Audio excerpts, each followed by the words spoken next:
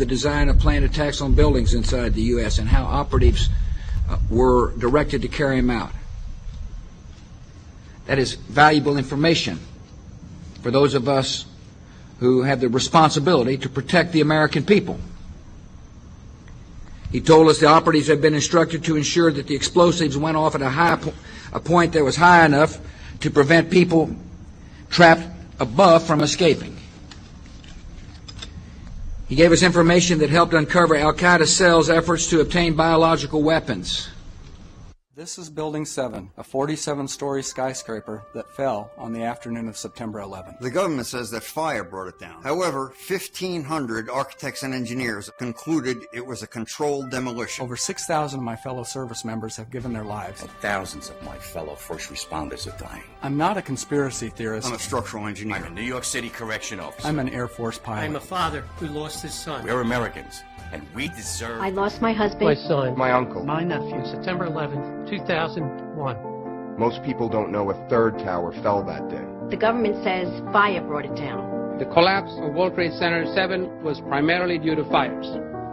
I, along with 1,400 other architects and engineers, have found the government's conclusion to be physically impossible. Impossible. We need the truth about what happened that day. Go to rememberbuilding7.org. Why it fell, why it matters, and what you can do.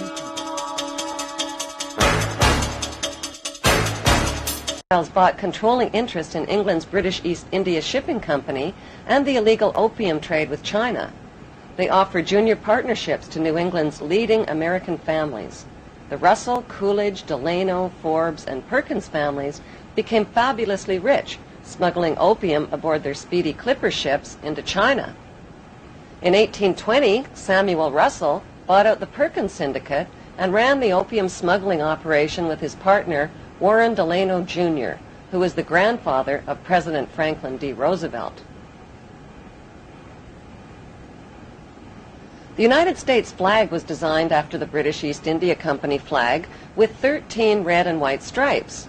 Both flags copy the red and white striped sails of the Viking ships, which were the color standard for the tribe of Dan. Finally, Britain found a commodity that China would take: opium. Imported from India. Just a few chests at first, and then thousands.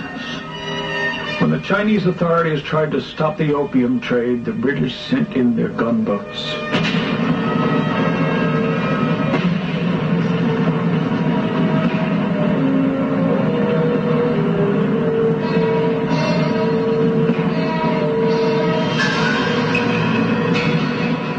After nearly 20 years of turmoil, the Treaty of Tianjin in 1858 not only allowed opium to be imported, but handed over China's ports and all her international trade to Western control.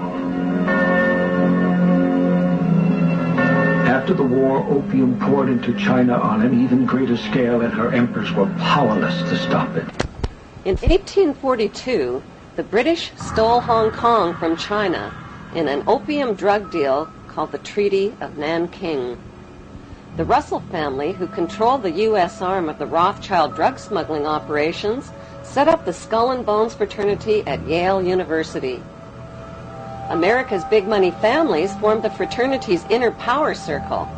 Taft, Russell, Schiff, Harriman, Bush, Warburg, Guggenheim, Rockefeller, Stimson, Weyerhaeuser, Vanderbilt, Goodyear, and Pillsbury were all members. These families intermarried over the generations to form America's big money aristocracy. Skull and Bones member Alphonso Taft catapulted his son, William Taft, right into the top job at the White House. President Taft's 17th Amendment to the United States Constitution guaranteed the right of big money insiders to hand-pick senators and buy control of the United States Senate. Today, the most influential members of the CIA, the U.S. government, and big finance are Skull and Bonesmen.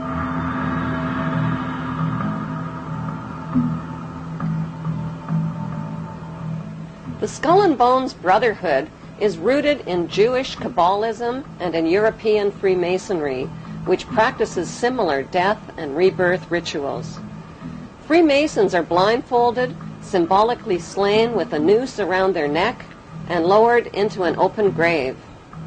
Once raised from the grave, they must look towards a light called the morning star. The Latin translation for morning star is Lucifer. The phoenix bird and double-headed eagle are important symbols in Freemasonry. In Egyptian mythology, the phoenix bird is a god who rose to heaven in the form of a star like Lucifer after his fire immolation of death and rebirth. Death and rebirth themes in satanic witchcraft are marketed to youth in movies like Harry Potter and Lord of the Rings.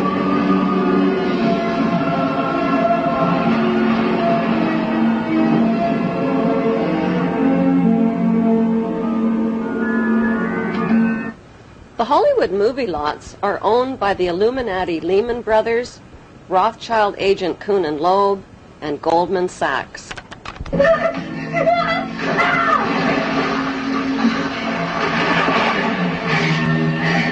Freemasonry has a pyramid structure. The highest level is a 33rd degree Mason. Solomon's Temple in Israel was located at the 33rd parallel. Most Masons remain at the 3rd degree and provide a cover through their community charitable activities.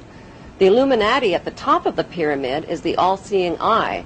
At the bottom are the unthinking, hardworking, law-abiding, tax-paying, God-fearing debt slaves called the Goyim, or sheep. Giuseppe Mazzini of Italy was a 33rd degree Mason who replaced Adam Weishaupt as head of the Illuminati in 1834. Mazzini was a member of the Italian Carbonari and created the Mafia's blood rituals and secret oath. He gave the dreaded Cosa Nostra the name Mafia. Mafia is an acronym spelling the names of the original mafiosa godfathers: M for Mazzini, A for Otto Riza, F for Ferti, I for Incendi, and A for Avaligmenti. The Mafia arrived on American shores in the 1890s with Illuminati financing to establish underground networks and the black market system. Mazzini appointed America's Albert Pike as sovereign pontiff of Universal Freemasonry and the coordinator of the Illuminati U.S. activities. Pike was a Tennessee Ku Klux Klan judicial officer. A known Satanist, Pike indulged in phallic worship and the occult. He wore a satanic Baphomet symbol around his neck and used his bracelet to summon Lucifer. Pike used the KKK to keep blacks out of the Masonic lodges. In August 1924, Imperial Wizard Hiram Wesley Evans organized a parade of 40,000 Klan members down Washington's Pennsylvania Avenue to the Washington Monument. This event proved the Klan had achieved power, not just in the South and Midwest, but on a national level. In a letter to Mazzini dated August 15, 1871, Pike graphically outlined a blueprint for 3 planned world wars. World War I would weaken, topple, and destroy the powerful Tsarist government in Russia. World War II would pit Great Britain against Germany, destroy Nazism, and create the Zionist state of Israel. World War III would be ignited by fueling aggression between the Zionists of Israel and the Arab world, who would eventually destroy one another. Social, political, and economic chaos would then force the masses to accept one world army and one world government ruled by the Illuminati. In Pike's famous Masonic guidebook called Morals and Dogma, he writes, "Lucifer, light bearer, strange and mysterious name to give to the spirit of darkness. Lucifer, the son of the morning, is it he who bears the light? Doubt it not."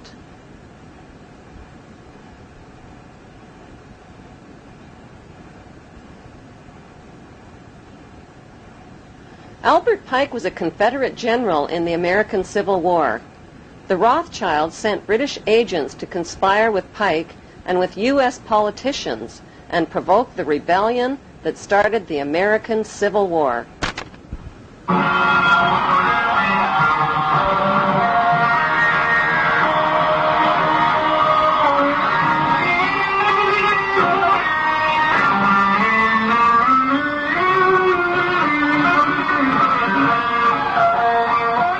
The Rothschilds, whose massive fortune had been built on provoked wars and war loans, offered loans to both sides of the Civil War at 24 to 36% interest.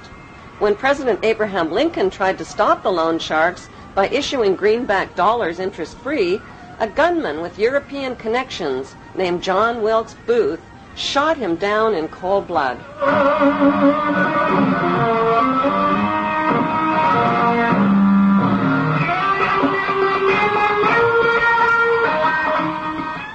Following the Civil War, Albert Pike was convicted of treason and sent to prison, but President Andrew Johnson, a 33rd-degree Mason, pardoned him.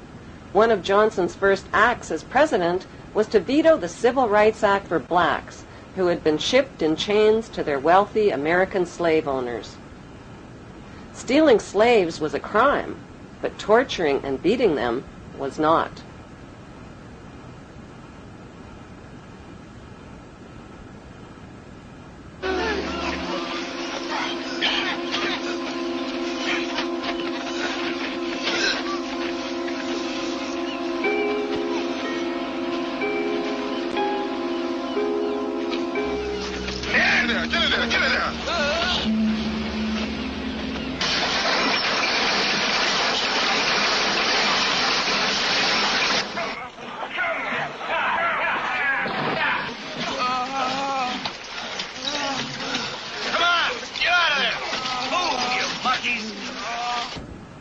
A statue of Albert Pike, a convicted traitor, Satanist, 33rd-degree Mason, and Ku Klux Klan racist, stands today in the heart of Washington, D.C. On the opposite side of America stands an honorary statue of Giuseppe Mazzini, the Illuminati mafia boss who put the letter M for Mazzini into the name Mafia. Close by is another statue donated by French Grand Orient Temple Masons